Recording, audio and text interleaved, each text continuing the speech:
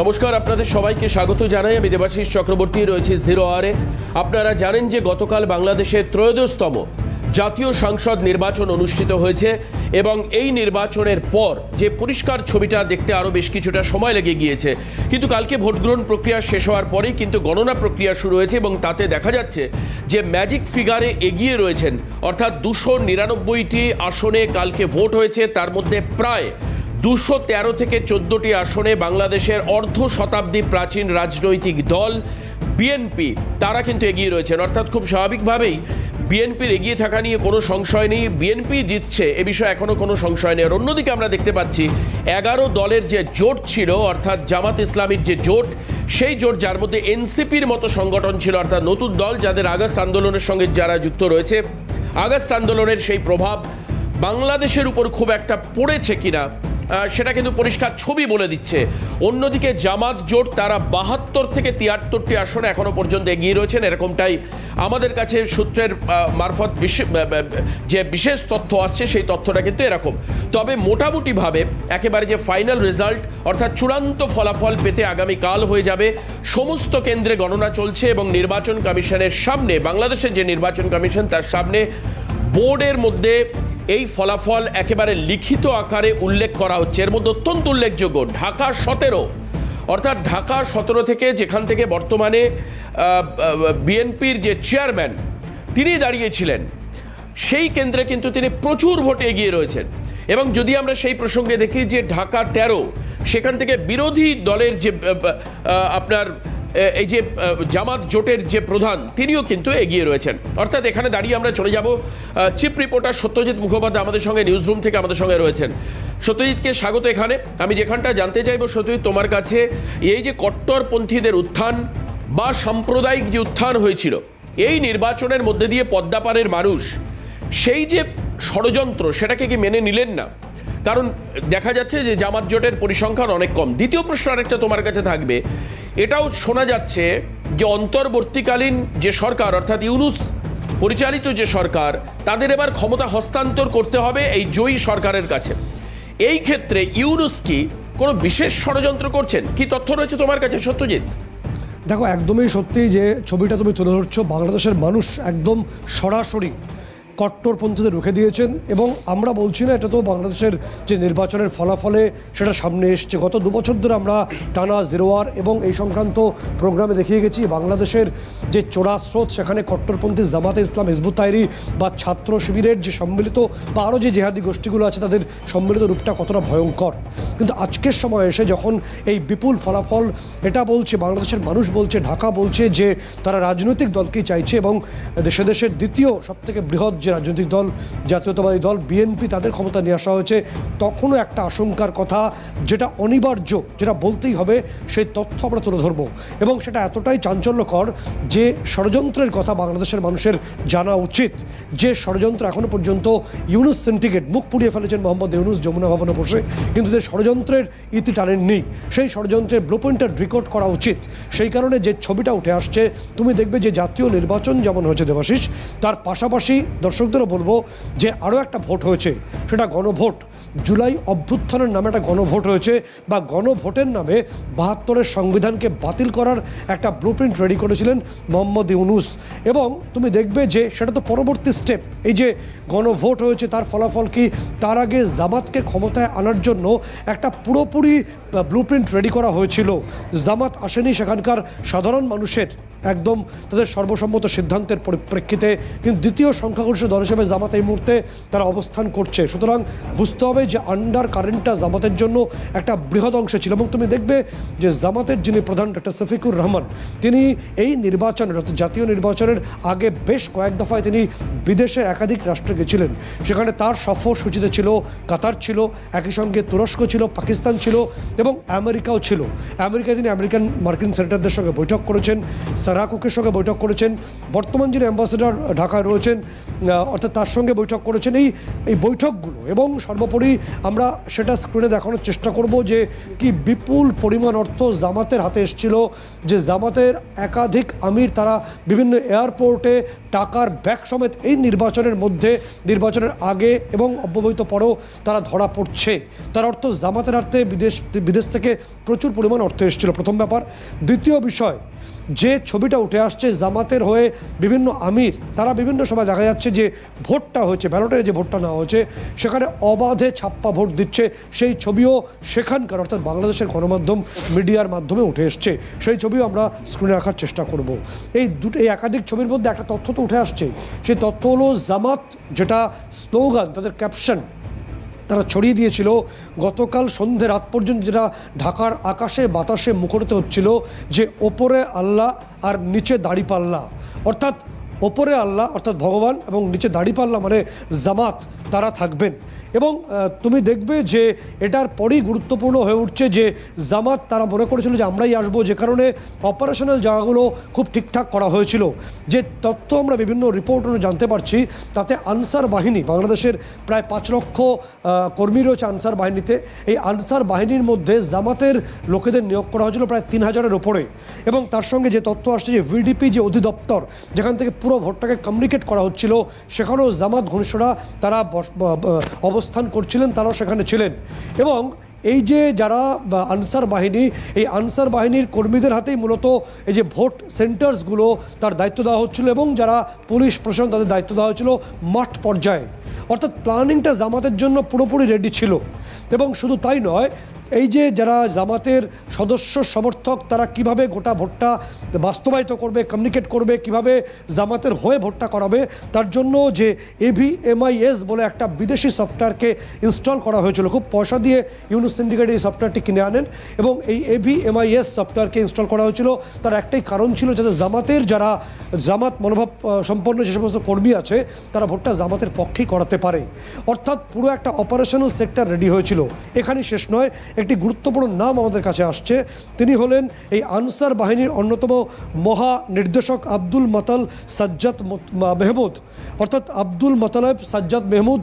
তিনি একটা গুরুত্বপূর্ণ কাজ করেছেন, চাঞ্চল্যকর সে তথ্য আমরা দর্শকদের জানাবো। সেটা হলো যে তিনি এই আনসার বাহিনীর জন্য এই নির্বাচনের আগে 2টি পর্যায়ে মোট 32,000 যে অটোমেটিক গান, সেগুলো তুরস্ক থেকে তিনি কিনিয়ে নিয়ে আসেন বাংলাদেশে, এবং সেটা আনসার বাহিনীর তুলে দেওয়া হচ্ছে। ইতিমধ্যে 2টো পরিকল্পনা ছিল। প্রথম পরিকল্পনা ভোটের আগে, এবং ভোট পরবর্তীতে জামাত যদি ক্ষমতায় আসে তাহলে এই আনসার বাহিনীকে নামিয়ে বিরোধীদের দমন করা হবে এই সমস্ত বিদেশি শর্টগান বা বিদেশি অটোমেটিক গানের মাধ্যমে। পুরো পরিকল্পনা রেডি ছিল, একদম সমস্ত ফুল প্রুফ একটা ব্লুপ্রিন্ট রেডি করে মোহাম্মদ ইউনুস তিনি এই ক্ষমতা দখলের পরিকল্পনা করেছিলেন। কিন্তু শেষ পর্যন্ত জনতা জনার্দন তারা ভোট দিয়েছে বিএনপির পক্ষে, গণতান্ত্রিক যে ব্যবস্থা তার পক্ষে, যে কারণে বিএনপি এই বিপুল বিষয় নিয়ে, অর্থাৎ মানুষ শান্তির আশা করছেন বলেই এই বিপুলভাবে বিএনপি, অর্থাৎ 17 বছর পরে তারেক রহমান দেশে ফিরে তিনি এই ক্ষমতার সিংহাসনে বসতে চলেছেন। কিন্তু এখানে যে গুরুত্বপূর্ণ বিষয়টা উঠে আসবে, যে পদ্মার জলে একটা ষড়যন্ত্রের সমীকরণ তৈরি করা হয়েছে, সেই সমীকরণের তথ্য আমরা জানতে পারছি। সেই তথ্য হলো, তুমি দেখবে যে ইতিমধ্যে মোহাম্মদ ইউনুসের সিন্ডিকেটের তরফে বলা হয়েছে যে 18 ফেব্রুয়ারির মধ্যেই তারা শপথ বাক্য পাঠ করাবেন। বর্তমান যে 72-এর সংবিধান রয়েছে তার 148 নম্বর অনুচ্ছেদে বলা হয়েছে যে এই যে যারা জিতলেন তাদের নাম সরকারি গেজেটে প্রকাশিত করতে হবে এবং 3 দিনের মধ্যে শপথ গ্রহণ করাতে হবে। কিন্তু এখানে একটা খেলায় মোহাম্মদ ইউনুস খেলে দিয়েছেন, এবং সেই খেলাটা হলো মোহাম্মদ ইউনুস সম্ভবত বুঝতে পারছিলেন যে মানুষের রায় তার বিরুদ্ধেও যেতে পারে, তাই প্ল্যান বি উপস্থিত ছিল। প্ল্যান বি তিনি রেডি করেছিলেন। প্ল্যান বিটা হলো যে গণভোট, অর্থাৎ জুলাই অভ্যুত্থানের নামে, জুলাই সনদের নামে গণভোট করানো, এবং যখন এই জাতীয় নির্বাচন হচ্ছে তার পাশাপাশি গণভোট হ্যাঁ বা নায় ভোট দেওয়া হয়েছে, এবং সেখানেও একটা গেম প্ল্যান রেডি ছিল জামাতের তরফে। আমরা সেই ছবি, সেই তথ্য সহকারে দেখাবো। এই গণভোটের মূল ব্যাপারটা কি? গণভোট হলো 72-এর যে সংবিধান তাকে বাতিল করে পরবর্তী ক্ষেত্রে এই জামাত এবং কট্টরপন্থীদের, অর্থাৎ কট্টর ইসলামিক ছায়া একটা সংবিধান রচনা করা, যার জন্য বিদেশ থেকে কোটি কোটি ডলার পেয়েছে জামাতে ইসলামের প্রধান সহ বাকিরা। এবং এই যে এই যে নতুন করে সংবিধান, এই সংবিধান যদি আজকে বা আগামীকালের মধ্যেই এই গণভোটের সংবিধান আসবে কি, নতুন সংবিধান আসবে কিনা তার ছবি চলে আসবে। যদি আসে, যদি আমরা ধরে নিই হ্যাঁ হলো, অর্থাৎ 72-এর সংবিধান বাতিল হয়ে গেল, তাহলে যারা নির্বাচিত সাংসদ হয়েছেন তারা শপথ বাক্য তো পাঠ করবেন, কিন্তু আগামী 180 দিনের মধ্যে তারা রাজনৈতিক ক্ষমতা হাতে পাবেন না। তার কারণ নতুন সংবিধান যেটা এই হ্যাঁ বা না ভোটে স্থির হবে সেটা রচিত হবে, অর্থাৎ 6 মাস। এবং এই 6 মাস মোহাম্মদ ইউনূস ঘুর পথে হলেও ক্ষমতা দখল করার পরিকল্পনা করছেন বা ক্ষমতা থাকার চেষ্টা করবেন, এবং এই সংবিধান অ্যামেন্ডমেন্টের মাধ্যমে তিনি চেষ্টা করবেন রাষ্ট্রপতি পদের দাবিদার হওয়া। এই ব্লুপ্রিন্ট, এই গোপন তথ্য গোয়েন্দাদের তথ্যে বা গোয়েন্দাদের রিপোর্টে উঠে আসছে। এবং তার পাশাপাশি গুরুত্বপূর্ণ বিষয় হলো যে ছবিটা উঠে আসছে যে শপথ বাক্য কে পাঠ করাবেন। বর্তমান 72-এর সংবিধান অনুসারে যেটা নিবন্ধ রয়েছে, যেটা বিধিবদ্ধ ব্যবস্থা আছে, যে স্পিকার যিনি, বিদায়ী স্পিকার যিনি হবেন, তিনি এদেরকে অর্থাৎ নবনির্বাচিত সাংসদদের এই শপথ বাক্য পাঠ করাবেন। এখন যেটা দেখতে হবে যে মোহাম্মদ ইউনূসের এই তদারকি সরকার তো এই শপথ বাক্য পাঠটা করাতে পারেন না, কারণ তারা 72-এর সংবিধানকে অগ্রাহ্য করা হয়। আর সংবিধানের 7 নম্বর অনুচ্ছেদ অনুসারে সংবিধান বিরোধী কোনো বিল, কোনো পরিবর্তন, কোনো অ্যামেন্ডমেন্ট তা রাষ্ট্রবিরোধিতা। তা তো মোহাম্মদ ইউনূস করে ফেলেছেন, কারণ তিনি এই 72-এর সংবিধানকেই বাতিল করতে চাইছেন। ফলে এই যে জাতীয় নির্বাচন যেটা হয়েছে, যে ছবি আমরা দেখতে পাচ্ছি, জাতীয় নির্বাচনের ফলাফল এসছে, এখানে ব্যাপকভাবে মানুষ গণতন্ত্রের পক্ষে রায় দিয়েছে, কিন্তু তার অভ্যন্তরে আন্ডার কার্পেট যে তথ্য আসছে, এই গণভোটের মাধ্যমে মোহাম্মদ ইউনূস বর্তমান সংবিধানকে বাতিল করে তিনি চাইছেন যে দ্রুত অন্য সংবিধানকে অর্থাৎ শরিয়ত সংবিধানকে লাগু করে ক্ষমতা দখলের পরিকল্পনাও ইউনূসের প্ল্যান বিতে রয়েছে। দেবাশিস, একেবারেই সত্যজিৎ, এই মুহূর্তে কর্নেল দীপ্তাংশু চৌধুরী আমাদের সঙ্গে রয়েছেন এই অনুষ্ঠানে। দীপ্তাংশু এতক্ষণ ধরে সত্যজিৎ বিস্তৃত একটা ব্যাখ্যা করলো, যেখানে বাংলাদেশে একটা ষড়যন্ত্রের পরিকল্পনার একটা হিডেন ব্লুপ্রিন্ট, যেটা চিফ রিপোর্টার সত্যজিৎ সামনে তুলে আনলেন। আপনি শুনেছেন সত্যজিতের কথা, এই বিষয়ে ভারতের স্ট্র্যাটেজিক অ্যাপ্রোচ কি হতে পারে? দেবাশিস বাবু, আমি পুরোটাই প্রায় সত্যজিৎ বাবু বলে দিয়েছেন, তবু এখানে 2-3টে কথা উনি বাংলাদেশ সেন্ট্রিক করে পুরো জিনিসটা বললেন। আমি ভারতীয় নাগরিক হিসেবে আমার যদি চিন্তাধারা থাকে, তো ভারতের কি লাভ হলো যে আমার একটা পার্শ্ববর্তী দেশে, একটা রাষ্ট্রে গণতন্ত্র ফিরছে। অনেকে বলছে কয়েনের এপিট ওপিট বিএনপি এবং জামাত, কারণ 2006-এ জামাতেরই এক সঙ্গে ইলেকশন লড়েছিল এই বিএনপি 2001 থেকে 2006, এটা আমরা প্রত্যেকে জানি। এবং তারপর ওদের 2জন মন্ত্রীও ছিল, এবং আজকে তারপর লড়াই হচ্ছে জামাত ভার্সেস বিএনপি 2/3 জিতেছে, খুব ভালো। কিন্তু তার সাথে সাথে এটাও মনে রাখতে হবে, জামাত প্রায় 69টা থেকে 70টা সিটের কাছাকাছি সিট জিতছে। এটা কি ভারতের পক্ষে ভালো? এক প্রশ্ন চিহ্ন রইল, কারণ আমরা কেউ গণৎকর নই, সময় বলবে এটা কি চলছে। কিন্তু এখানে একটা কিন্তু আছে, যেটা সত্যজিৎ বাবু বললেন, যেভাবে আমরা দেখেছি মৌলবাদী শক্তি ইউনিসের সময় মাথা চাড়া দিয়ে উঠেছে, যেভাবে আইএসআই পুরো বাংলাদেশকে ক্রাশ করেছে, যেভাবে মার্কিন যুক্তরাষ্ট্র বিভিন্ন গুপ্তচর এজেন্সি সিআইএ ঘিরে ফেলেছে, তাদের একমাত্র লক্ষ্য ছিল ভারতের দক্ষিণ এবং এই ভারতের পূর্ব এবং উত্তর পূর্বের এই 7টা রাজ্যে অস্থিরতা করা, তাকে বিখণ্ডিত করা। এটা একটা টেমপ্লেট রয়ে গেছে এবং সেই সময় প্রচুর কথা আমরা শুনতে পেরেছি। তবে আজকে যে ইলেকশন হলো, ইতিমধ্যে প্রধানমন্ত্রী একটা বার্তা দিয়েছে, বিএনপির যিনি চেয়ারপারসন এখন, তাকে একটা বার্তা দিয়েছে। আমরা চাই যে একটা সুসম্পর্ক যে বাংলাদেশের সঙ্গে 71-এর পর গড়ে উঠেছিল, এবং বিগত যে শেখ হাসিনার সঙ্গে সরকারের সঙ্গে ভারতবর্ষের যে সুসম্পর্ক ছিল, সেই সম্পর্কটা যেন এগিয়ে চলে না। মৌলবাদী শক্তিদের যে সব কথাবার্তা, যেসব জঙ্গি সংগঠনদের কার্যকলাপ ভারতের বিরুদ্ধে যেগুলো হয়েছিল কারোর দ্বারা, সেগুলো যেন বন্ধ হয়। এটাই প্রত্যেক রাষ্ট্র চাইবে। আমরা আমাদের দিকে তাকিয়ে চলছি, সেইটাই চাই যে বাংলাদেশ গণতন্ত্র ফিরে আসুক, বন্দুকের নলের মাধ্যম দিয়ে যেন কথা না বলুক, শাসিয়ে ভারতবর্ষ থেকে লাল চোখ করে ভারতবর্ষ দমবে না। এতে বাংলাদেশের ভালো হবে কি না হবে বাংলাদেশের লোকেরা, 18 কোটি মানুষ বুঝবে। এবং তার জন্য আমার মনে হয় বিএনপিকেই তারা বেছে নিয়েছে। তোর 2 খারাপের মধ্যে খারাপের ভালো যদি আমি বলি আজকের দিনও, সেটা বিএনপি। এবং তার যে 17 বছর এক্সাইলের পর তারেক রহমান দেশে ফিরেছে, তার বেশিরভাগ সময় দীপ্তাংশুবাবু আপনি বলছেন যে মন্দের ভালো, দীপ্তাংশুবাবু আপনি বলছেন মন্দের ভালো, ঠিক। দেবাশিস যে প্রশ্ন আপনাকে করেছিল, একটা বিষয় আমি আপনার আসবো, তার আগে একটা ছবি যেটা ভীষণভাবে অনিবার্য বলে আমাদের মনে হচ্ছে, যে যে জাতীয় নির্বাচনটা হয়েছে এবং সেটা কিভাবে হয়েছে আমি বা আপনি অনেকটাই জানেন এ ব্যাপারে, এবং ফলাফল কেন এই ফলাফল হলো, কেন ডিপ স্টেট এজেন্টরা ক্রমশ সরে গেল, তার অনিবার্য ফলশ্রুতি এই ফলাফল কিনা। কিন্তু যে ছবিটা দেখাতে আমরা এখন দেখানোর চেষ্টা করব, যে এই যে গণভোট যেটা হয়েছে, গণভোট যাদের মাধ্যমে ৭২-এর যে সংবিধানকে বাতিল করার যে চেষ্টা মোহাম্মদ ইউনূস করছেন, তার যে তথ্য সেখানকার গণমাধ্যম তুলে ধরছে। দেখুন কীভাবে জামাতের সদস্যরা এই গণভোটের নামে সংবিধান বাতিলের জন্য আপ্রাণ চেষ্টা করছে। এই ছবি দেখাবো। আপনি তো আগে আগে সবগুলোতে সিল আর স্বাক্ষর করতে পারেন কিনা? না, যদিও আইনে নাই, আমরা ভিড়ের কারণে আছে এই কাজটা করছি, যাতে আমরা একদমই ভিড় নাই, আমি তো বাইরে কোনো ভিড় দেখতে পাচ্ছি না। আমরা ভিড় দেখতে পাচ্ছি না, বাট পরে যদি হয়ে যায় আর কি, এই কারণে আমরা দিয়ে রাখছি যে আমাদের ভোটার সংখ্যা হচ্ছে 504 জন। আপনি দেখেন একদম শেষ, আপনি এটা উল্টান, একদম শেষ পাতা পর্যন্ত আপনি ভিড় এড়াতে সর্বোচ্চ 5 থেকে 10টা করেন, অসুবিধা নাই। কিন্তু এই যে সিল আর সাইন যে আগে থেকে করে রেখেছেন, সেটা কেন এতগুলো ব্যাপারে করা যাবে? জি না, এটা করা যাবে না। তাহলে এগুলা কি হবে এখন? অবৈধ হয়ে যদি ধরেন আপনি আগে থেকে করে রাখলেন, ভোটার আসলো না, তখন এই পেপারগুলা কি হবে? এগুলো জমা দিতে হবে। আচ্ছা, এই সবগুলা কাগজ যদি অর্থাৎ দীপ্তাংশুবাবু দেখুন, এটা আমরা বলছি না, সিএন বলছে না, ক্যালকাটা নিউজ বলছে না, বলছে বাংলাদেশের গণমাধ্যম, সেখানকার টিভি চ্যানেলসের রিপোর্টারের যে একদম গ্রাউন্ড জিরো রিপোর্টিং, তাতে উঠে আসছে যে জামাতের যারা প্রিজাইডিং বা অনার অফিসার বা এই সমস্ত দায়িত্বে ছিলেন, তারা এই যে একই সঙ্গে আর একটা নির্বাচন হলো, গণভোট হলো, যাতে ৭২-এর সংবিধান থাকবে নাকে নিশ্চিত করতে চাইছেন মোহাম্মদ ইউনূসের সিন্ডিকেট বা শফিকুর রহমানদের সিন্ডিকেট। সেখানে তারা যে গণভোটের যে কাগজ স্লিপ, সেখানে আগে থেকেই তারা সাইন করে রেখেছে, স্ট্যাম্প করে রেখেছে, এবং তারা চাইছে এই ৭২-এর সংবিধানকে বাতিল করলেই তারা যে নতুন সংবিধানটা আনবে, যে শরিয়ত সংবিধান আনবে, তার মাধ্যমে বর্তমান বিএনপির যারা জিতে আসছেন তাদেরকে সাপ্রেস করার চেষ্টা করবে এবং মোহাম্মদ ইউনূস নিজে রাষ্ট্রপতি পদের দাবিদার হবে।